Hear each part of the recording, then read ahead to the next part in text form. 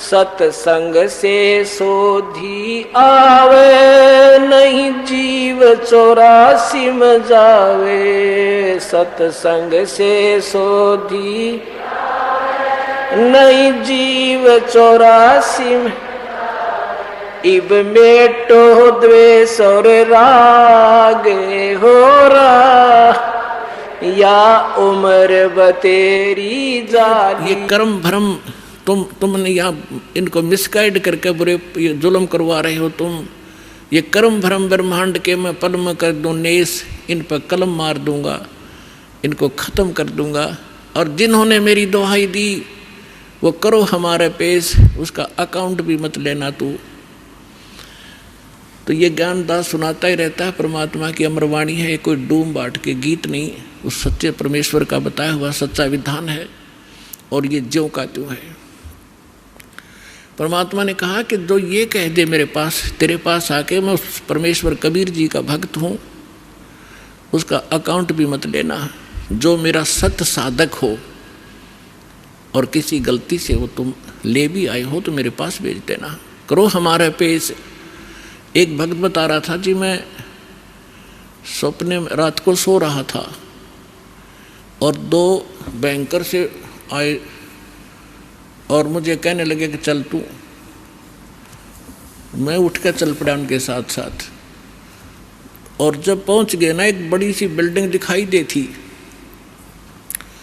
उसके निकट जाकर मैंने पूछा भी कहाँ ले जा रहे हो तुम मुझे?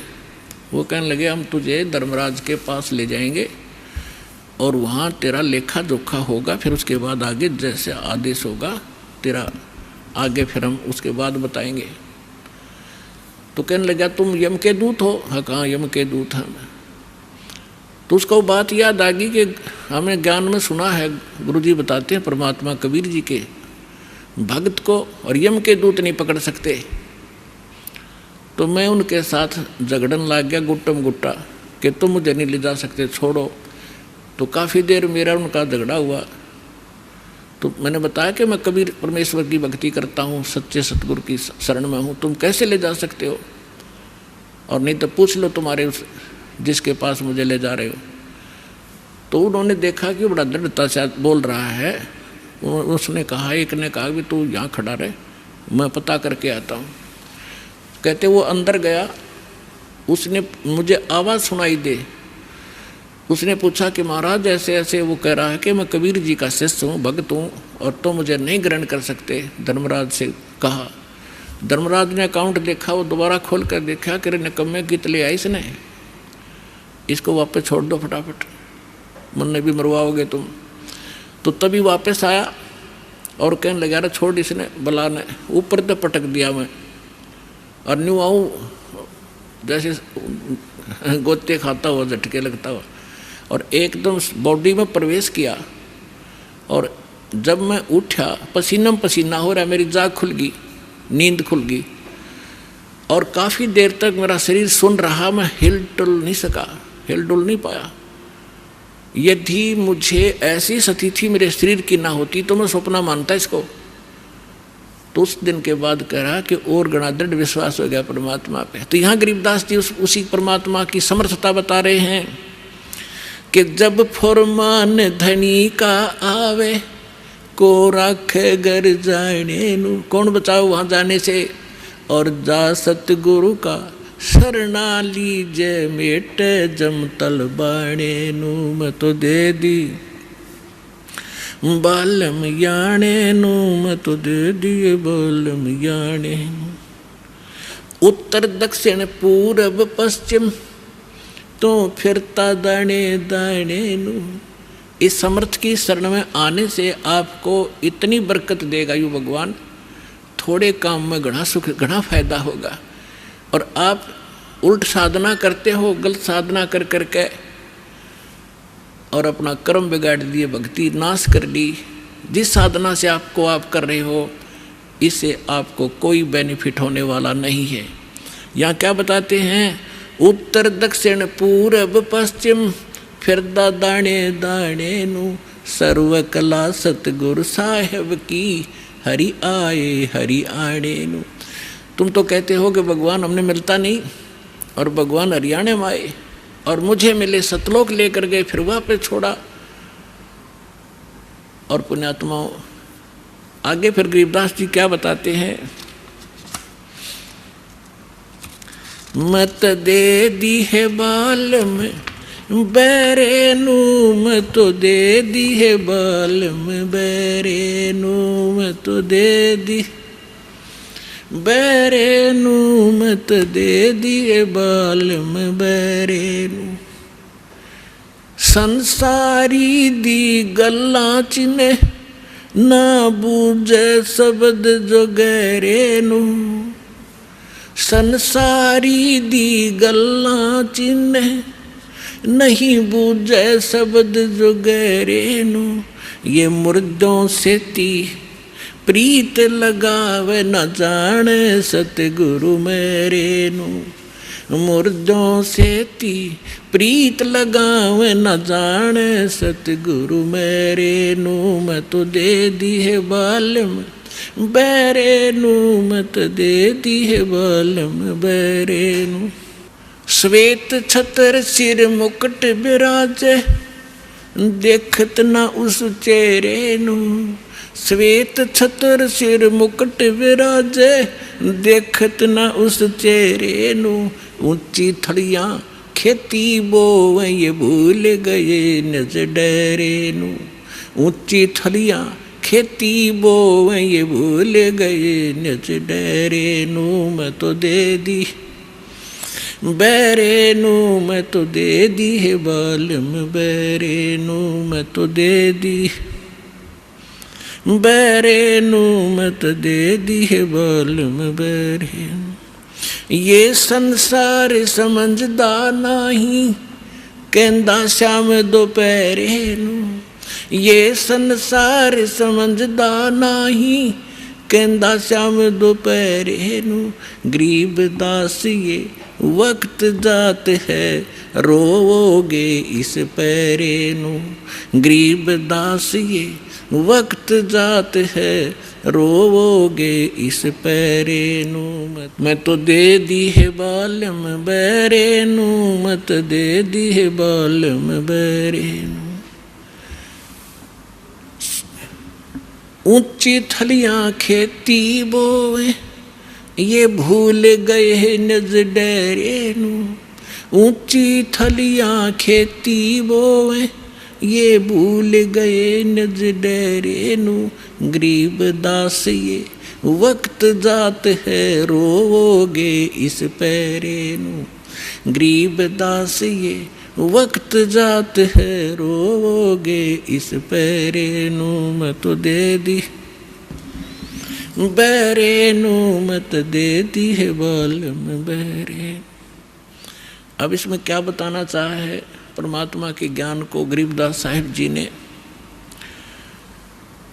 कि यदि आप किसी मित्र को, बहन भाई को या कोई और निकट के संपर्क वाले को कुछ बताना चाहोगे इस ज्ञान के बारे में, वो कति सुनने को तैयार नहीं, क्योंकि मन है उसके अंदर प्रभावी है भी है मन। और उसी व्यक्ति को कोई ये कह दे कहाँ जाते हो भाई, कि मैं जाता हूँ अमरनाथ पे, और उसको ये कह दे कि केदारनाथ पर जाने से बहुत लाभ होता है, तो पूछेगा कब जाएगा, मुझे भी ले चलना, नो ऑब्जेक्शन।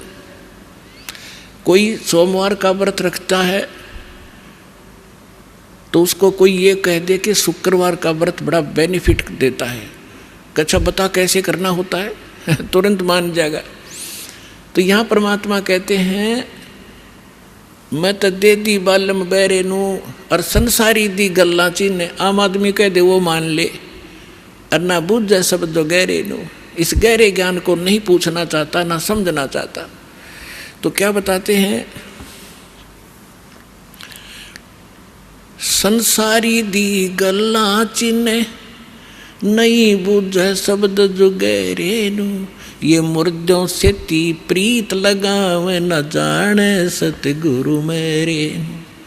अब जैसे प्रत्येक गांव में किसी तालाब के ऊपर या किसी अन्य स्थान पर कोई संत साधक मर गया, मृत्यु को प्राप्त हुआ, उसकी यादगार बना ली, वह माथा टेकन लाग गए सारे, पूरा गांव का गांव। अन्यों का हमारे तो दादा लाई पूजा है यार। अरे कोई विवेक तो लो। देखो जैसे ठीक है वो संत अच्छे होंगे जो आज तक पूज्य हैं, लेकिन उस समय जो उस जीवित समय में उसके जैसा भी वो संत था, जैसी भी भक्ति साधना थी उसके पास, तो उससे उस समय लाभ तो मिल सकता था जब वो वर्तमान में था। अब तो वैसे उसकी महिमा वैसे ठीक आदर करते रहो, लेकिन मोक्ष कति नहीं, लाभ नहीं मिलेगा। जैसे कोई डॉक्टर है, वैद्य है, और वो बहुत अच्छा वैद्य था और खूब अच्छी दवाई देता था, रोग नाश कर देता था, ठीक है। तो उस समय जो उसके संपर्क में आए तो उनका वो लाभ मिला। उसकी मृत्यु होगी, मृत्यु के बाद उसकी यादगार बना दी, और वहाँ फिर अब कोई जावे उस वैद्य से ये कहने कि वैद्य जी मेरा मलेरिया हो गया, दवाई बताइयो। वह वैद्य की मूर्ति वह दवा काम नहीं कर सकती जो ओरिजिनल जीवित कराया करता था। तो यह भूल मारा ईब तई लाग रही थी, अब मिटेगी। तो क्या कहते हैं, मुर्दों से ती प्रीत लगावे, ना बूझे शब्द जो गहरे नु। मुर्दों से ती प्रीत लगावे, ना जाने सतगुरु मेरे नु। मैं तो दे दी है बाल्यम बैरे नु, मैं तो दे दी है बाल्यम बैरे नु।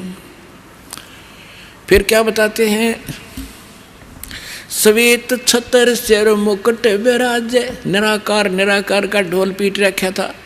कहते उस सफेद अरस कुर्स पर सफेद गुम्मट है, जहाँ सतगुरु, जहाँ परमात्मा का डेरा, वहाँ एक बहुत बड़ा सुंदर महल है परमात्मा का, उस बहुत सुंदर गुम्बज टाइप है, उसके अंदर परमात्मा विराजमान है। सिंहासन के ऊपर सिर पे मुकुट है और ऊपर श्वेत छतर परमात्मा के तना हुआ है। श्वेत छतर सिर मुकुट विराजे, देखत ना उस चेहरे नु। श्वेत छतर सिर मुकुट विराजे, देखत ना उस चेहरे नु। ऊंची थलियां खेती बोवे, ये भूल गए निज डेरे नु। ऊंची थलियां खेती बोवे, ये भूल गए निज डेरे नु। अब क्या बताना चाहते हैं कि परमात्मा साकार है, मनुष्य सदृश्य है, सभी सदग्रंथों से दास ने प्रमाणित कर दिया आपके समक्ष।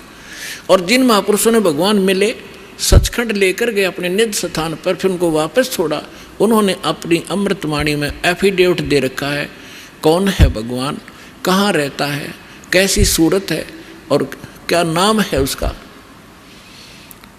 तो इन सभी प्रमाणों से आपको सिद्ध हो जाएगा कि कौन है भगवान और कैसी लीला करता है वो मालिक। तो यहाँ क्या बताते हैं कि आप जी जो साधना कर रहे हो, अन्य देवी देवताओं के, पूर्ण परमात्मा की भक्ति ना करके किसी भी ब्रह्म की, पर सरपुरुष की, अक्षर पुरुष की, ब्रह्मा विष्णु महेश की, या दुर्गा या निरंजन की, तो ये तो ऐसी साधना है जैसे कोई किसान ऊंचे स्थान पर, थली पर, पहले वर्षा पर आधारित थे सभी मानव समाज, और उस समय गरीबदास जी ने भी किसान थे। गरीबदास जी जाट ग्रुप में, जाट जाति से थे, और अपने वहाँ के साथी जो किसान थे उनको भी समझाना था। इसलिए बता रहे हैं कि जो मैं भक्ति बता रहा हूँ जिस भगवान की, उसकी साधना ना करके आप अन्य जो साधना कर रहे हो ऐसी है जैसे ऊंची थलियों पर, ऊंचे स्थानों पर बीज बो दिया, खेती कर ली, और जब थोड़ी बहुत वर्षा हुई तो वो उस थलियों का पानी एक समतल स्थल पर, डहर बोलते थे उसको, डहर, वहाँ आकर इकट्ठा हो जाता था, और उस स्थान को, डहर के अंदर पानी वर्षा भी और आसपास के ऊंचे क्षेत्र का उसी में आ जाता था।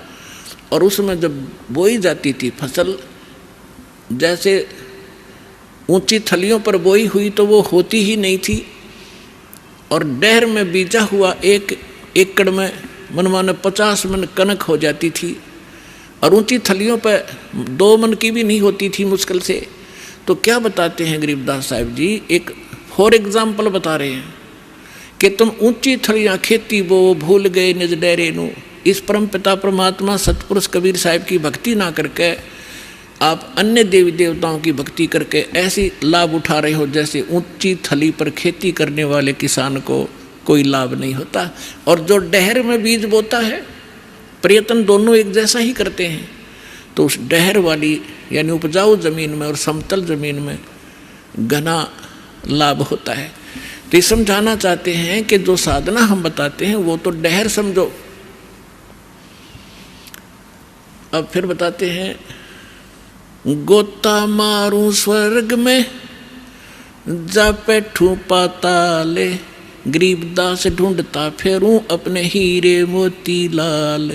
चारों युग में मेरे संत पुकारे और कूक कहा हम हेल रे, हीरे माणिक मोती बरस ये जग चुगता ढेल रे। अब परमात्मा कबीर जी से प्राप्त ज्ञान को कैसे विश्लेषण कर रहे हैं गरीबदास जी। कबीर साहब बता रहे हैं कि चारों युगों में मैं आया, अच्छी आत्माओं को मिला, उनको तत्व ज्ञान और यथार्थ स्थान से परिचित करवाया, सतभक्ति से परिचित कराया। और ये चारों युग में संत पुकारे और कूक कहा हम हेल रे, हीरे माणिक मोती बरसे ये जग चुगता ढेल रे। हम तत्व ज्ञान और यथार्थ साधना रूपी हीरे मोती लालों को बखेर रहे हैं, और आप जी इस ज्ञान से परिचित न होने के कारण इन लाल और हीरे मोतियों को ग्रहण ना करके कंकर पत्थर, आन उपासना रूपी कंकर पत्थर इकट्ठे कर रहे हो, जो तुम्हें बाद में कोई लाभ नहीं देगी। उसी को यहाँ प्रमाणित कर रहे हैं। श्वेत छतर सिर मुकुट विराजे, देखत ना उस चेहरे नु, ऊंची थलियां खेती बोवे ये भूल गए निज डेरे नु। पर भी लेन जात है दुनिया, हमरा ज्ञान किन्हें ना सुनिया। अब यहाँ एक प्रश्न आया इसके अंदर कि संसारी दी गल्ला चिन्ह ना बुझे सब जुगैरे नु। एक बहन आई, एक बहन ने हमारी दीक्षा ले ली थी। उस बहन की बहन जो है, उसका पति शराब बहुत पीता था, और जिस बहन ने यहाँ दीक्षा ली थी उसका भी ऐसी स्थिति थी। उसके पति ने शराब छोड़ दी थी और नाम ले लिया, और एक बिल्कुल स्वर्ग के तुल घर हो रहा था। तो उसकी बहन का वहाँ आना हो गया, जो दीक्षा किसी और से ले रखी थी, किसी दूसरे पंथ से, और साथ में दूसरी साधना भी करती थी अपनी जो परंपरागत प्रचलित। उसका पति शराब पीता था, बहुत पीटता था, कभी गली में भी खड़ी कर देता रात में शराब के नशे में। अब मैं बाहर खड़ी रहती हूँ, कुंडी लगा के भीतर पड़ कर सो जाता, सवेरे उतरे शराब जब खुल कुंडी ने, इतनी दुखी हूँ मैं। तो उस बहन ने कहा कि आप मेरे गुरुजी के पास चलो, वहाँ नाम ले लो और तेरा पति भी शराब छोड़ देगा। तो वह बहन अपनी बहन के साथ हमारे पास आ गई करोथा आश्रम में। जब थोड़ी सी संगत थी, हम ऐसे बाहर बैठे सारा बैठे रहते थे, सारे 10, 20, 50, 100 भक्त आते थे दिन में मुश्किल से 10, 20। तो मैंने पूछा बहन कहाँ से आई? तो उसने बता दिया मेरी सिस्टर है, और इसका पति बहुत शराब पीता है, और रोज़ पीता है, इसने बुरा हाल कर रखा है इसका, और नौकरी करता है, एक चवन्नी घर पर नहीं छोड़ता, सारी पी जाता है, बच्चे भी भूखे रहते हैं कई बार। तो मैंने कहा बहन फिर दीक्षा लेनी पड़ेगी आपने। भगवान फिर धीरे धीरे सद्बुद्धि देता है, परिवार के अंदर भगवान प्रवेश हो जाता है, और ये पितृभूत भी प्रवेश करके वहाँ उत्पात मचाते रहते हैं, फिर वो भाग जाते हैं, सद्बुद्धि आती है। तो मैंने पूछा आप क्या साधना करते हो?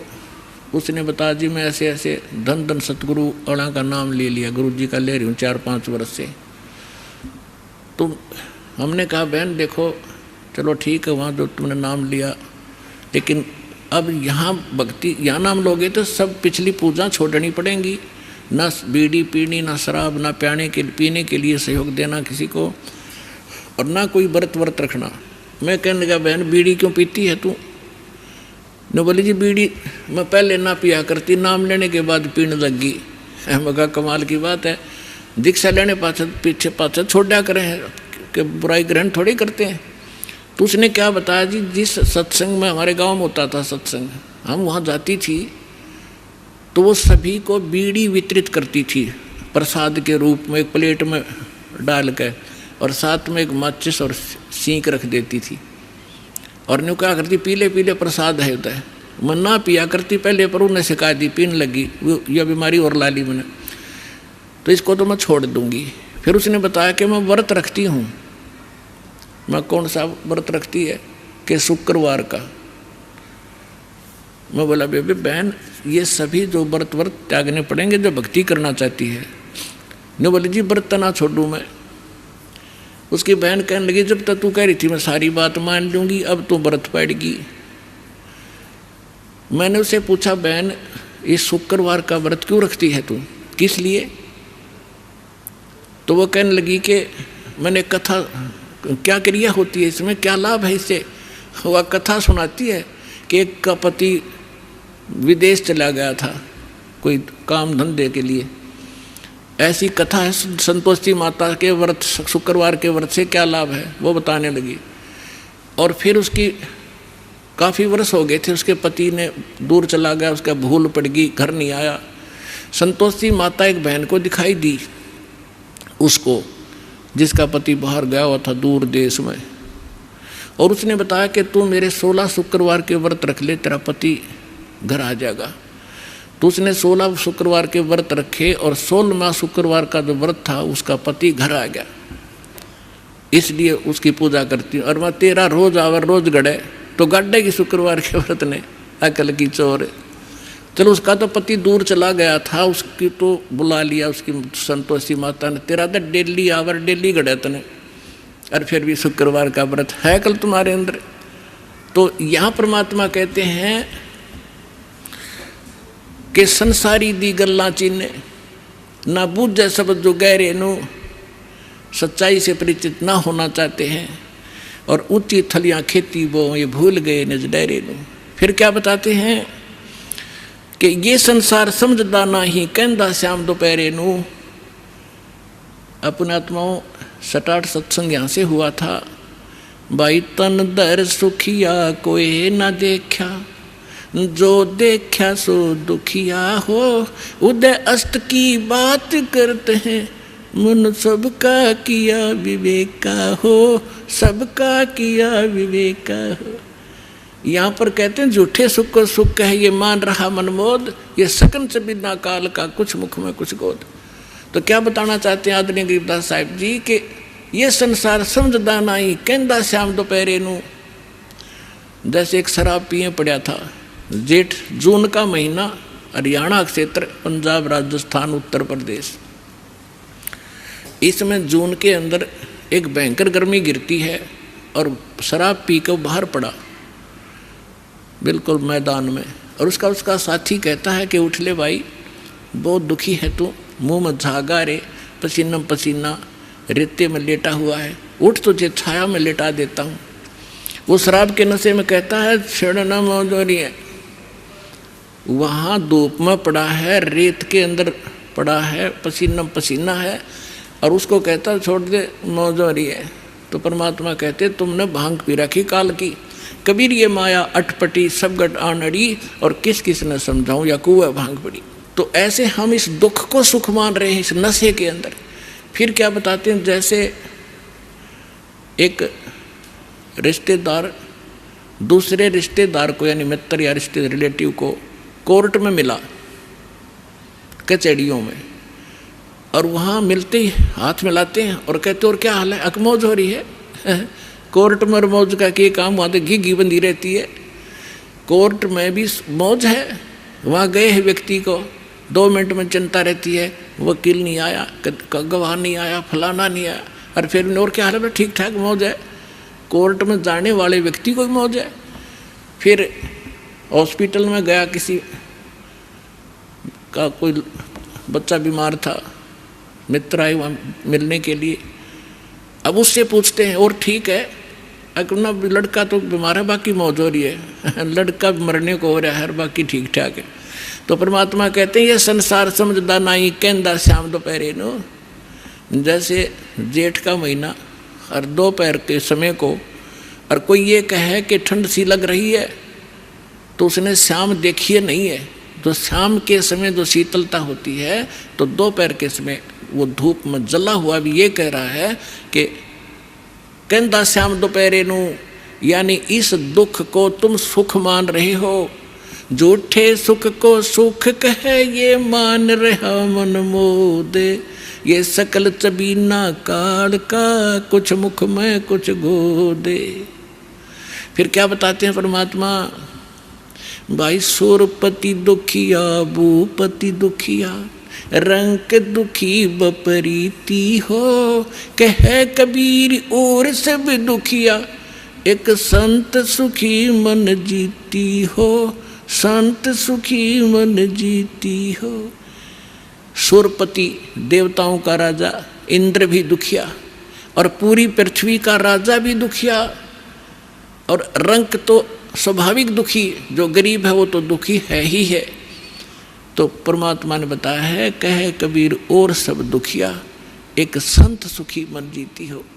यानी परमात्मा की शरण में जो प्राणी आ जाएगा, पूरे सतगुरु की शरण में आने से, उस सच्चे परमात्मा की भक्ति करने से उसको एक तो ज्ञान ऐसा प्राप्त हो जाता है कि वो संसारिक इन आडंबरों से दूर हो जाता है। उसको ज्ञान ऐसा निर्मल मिल जाता है कि ऐसा निर्मल ज्ञान है, ये निर्मल करे शरीर और ज्ञान मंडलीक है भाई चकवे ज्ञान कबीर। तो उसको ज्ञान ऐसा मिल जाता है कि यहाँ तक पीछा छुड़वाएं पार पड़ेगी, ना कोठी की घनी हो सकता, ना बंगले की, ना ज़्यादा यहाँ अटपट चले नहीं, क्योंकि हमारे परमात्मा सारी ब्रह्मांड के पालक, सबके रचनहार, एक झोंपड़ी में टाइम पास करा करते और हाथ से कपड़ा बुनकर निर्वाह करके दिखाया करते थे, जो सबका पालन करने वाले। नहीं तो वो एक वचन से एक बहुत बड़ा महल बना सकते थे, उन्होंने ईंट सीमेंट डालने की जरूरत नहीं थी। वो हमें ये बताना चाहते थे, इस गंदे लोक से निकलना चाहते हो तो यहाँ की बकवाद छोड़नी पड़ेगी, केवल यहाँ से जन्म और मृत्यु का छुटकारा चाहिए आपको, तो ये भक्ति कर लीजिए।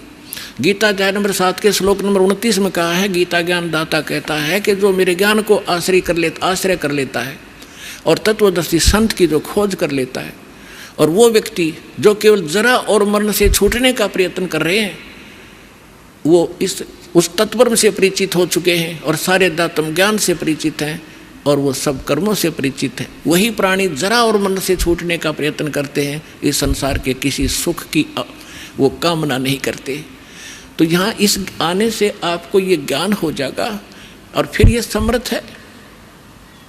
आपको जिस चीज़ की आवश्यकता होगी, बकवाद नहीं सुनेगा आपकी, आपको आवश्यकता होगी तो आपको तुरंत दे देगा, ला कहते हैं कुछ भी कारण बनाओ।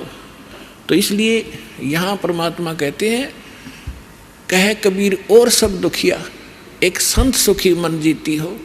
मन जीतना यही होता है कि जैसे हमने यहाँ की ये जो नाचना गाना, इसका तो ज्ञान ही हो गया, बकवाद है बेमतलब की। अब नाच गा रहे हैं, ढोल पीट रहे हैं, डीजे बजा रहे हैं, अगले दिन दूल्हे की मृत्यु हो जाती है, टक्कर मार कर रो रहे हैं, बजा ले डीजे।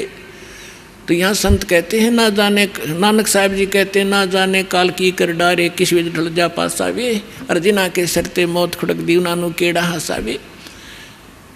जिनको मौत दिखाई देती है, जिनको जाना है यहाँ से, पता है कि ना जाने कब बिजली गिर जाएगी, तो वो ये बकवाद नहीं कराया करते।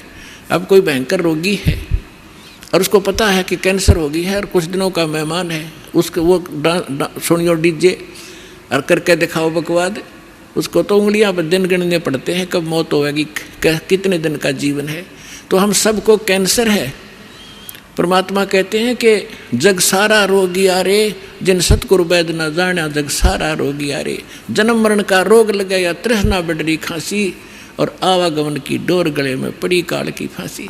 तो हमने ये काल की फांसी दिखाई देनी चाहिए, और यहाँ से जब निकलने की जब श्रद्धा बनाएंगे तो हमारा मन जीता जाएगा, तब मन जीता जाएगा।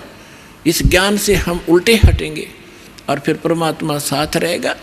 कहते हैं कल्पे कारण कौन है, कर सेवा निकाम, सेवा माने पूजा, और मैं इच्छा फल दूंगा जब पड़े मेरे ते काम।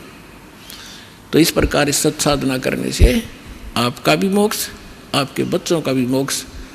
और कबीर साहब ने ये वो समय वो है जो वचन पहले कहा था कि भक्ति बीज होगा जो हंसा और तारों तास के इकोत्र वंशा।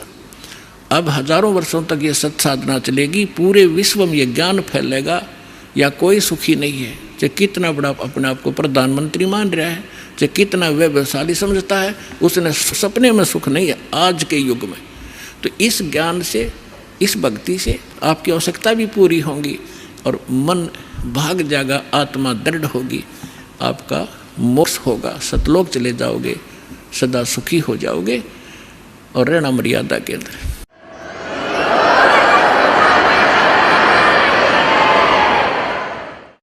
अब आपको कुछ भक्तों के अनुभव सुनाएंगे, क्योंकि पुण्यात्माओं ज्ञान के साथ साथ ये मन तभी दूर हटेगा जब आपको पता चलेगा कि यहाँ पर ऐसे ऐसे सुख भी हो रहे हैं। ज्ञान तो आपको पता लग गया अद्वितीय है और समाधान भी अद्वितीय है, ये सत्कर मान लेना। जैसे ही दास देखता है, सुनता है, भक्त आते हैं कि मैं 40 वर्ष से राधा स्वामी पंथ से जुड़ा हुआ था, कोई कहता 20 वर्ष से मैं धन धन सतगुरु पंथ से था, कोई आसाराम जी से जुड़े थे, और आज बताते हैं कि हमारा सर्वनाश हो गया, पहले हमारी खूब मौज थी, गाड़ी भी थी, बिजनेस भी ठीक चला था और आज रोड पर आ गए। तो वही तो साधना पहले करते थे जब आपका मौज माचरी थी, और वही साधना करते करते सर्वनाश हो गया, तो भाड़ में जाए सी भक्ति। तो कारण क्या था? अब उनको ज्ञान होगा, यहाँ आने से, सत्संग सुनने से पता चला कि वो तो उनका संस्कार था। जब तक आपके पुण्य चलेंगे, वह बैटरी चार्ज है और आगे चार्जर है नहीं इन्वर्टर का, तो जब तक वो पूर्व चार्ज बैटरी है उससे सारे काम होते दिखेंगे, पंखा भी चल रहा होगा और बल्ब भी जल रहा होगा। और जब वो एकदम डिस्चार्ज होएगी, डाउन होगी बैटरी, सारी सुविधा बंद हो जाएंगी आपकी, क्योंकि आगे चार्जर नहीं। तो सत भक्ति रूपी चार्जर इस आत्मा का फेर लाना पड़ेगा। ये पूर्व जन्म के पुण्य जिसके जैसे भी चल रहे हैं वो तब तक चलेंगे, और जब पापों का दौर शुरू होगा, जब कैर पे कैर टूटेंगे, और वह साधना फिर कति आपको सहारा नहीं देगी, क्योंकि वो पहले भी साधना लाभदायक नहीं थी, क्योंकि आपको ज्ञान नहीं था, जिस कारण से उन नकली संतों के अटबट के वचन सुन के और आप उनके पीछे लगे। उनके विषय में बताया कि चातुर प्राणी चोर हैं, ये मूड मुगत हैं ठोट, और संतों के निकाम के उनको दो गलजोट। फिर परमात्मा कहते हैं बेखों के लश्कर फिरे, इन पंथों के लश्कर यानी टोड़ के टोड़ बने फिरे हैं, ये बाणी चोर कठोर और सतुर धाम ना पहुँचेंगे ये 84 के ढोर। परमात्मा कबीर जी की वाणी आप किसी भी संत पंथ से देखिएगा, कबीर जी की वाणी के बिना उनका सत्संग पूरा नहीं होता, और उन्हें कख नहीं पता कबीर जी बोल क्या रहे हैं, वो कहना क्या चाहते हैं। कहते हैं बेखों के लश्कर फिरे ये बाणी चोर कठोर, और सतलोक नहीं जाएंगे ये 84 के ढोर। तो पुण्यात्माओं, आपका सौभाग्य, आपको ज्ञान मिला और समाधान मिला, आपका कल्याण और आपके बच्चों का कल्याण निश्चित होगा। ये लिख लेना बेशक कि डायरी के अंदर जो दास वचन बोल रहा है, आपका बेड़ा पार होगा, जो लगे रहे, नियमित रहे। जी ने इन भक्तों के आत्मकथा सुनी। एक तो ज्ञान होता है, ज्ञान तो अद्वितीय है ही है परमात्मा का, और ऐसे ऐसे हजारों की संख्या में, लाखों की संख्या में भक्त हैं। यदि वो अपनी आत्मकथा बताने लगेंगे, पूरा पूरा दिन भी थोड़ा पड़ जाएगा। इस दास ने जब से ये ज्ञान प्राप्त हुआ और परमेश्वर स्वरूप हमारे गुरुदेव ने जब आशीर्वाद दिया दास को कि आप दीक्षा दिया करो, दास तो ये उद्देश्य लेकर भी नहीं भक्ति कर रहा था कि एक दिन इतनी जिम्मेवारी का काम दास को प्राप्त होगा।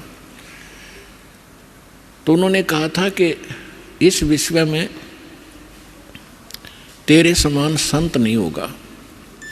उस समय तो दास को ये बात गुरुदेव की ये भी नहीं लगी कि असत्य होगी, क्योंकि गुरु की बात कभी असत्य नहीं महसूस होती। लेकिन ये अपनी औकात से मैं परिचित था कि मैं तो एक भगत भी पूरा नहीं था, और ये कह रहे हैं कि तेरे बराबर संत नहीं होगा विश्व में।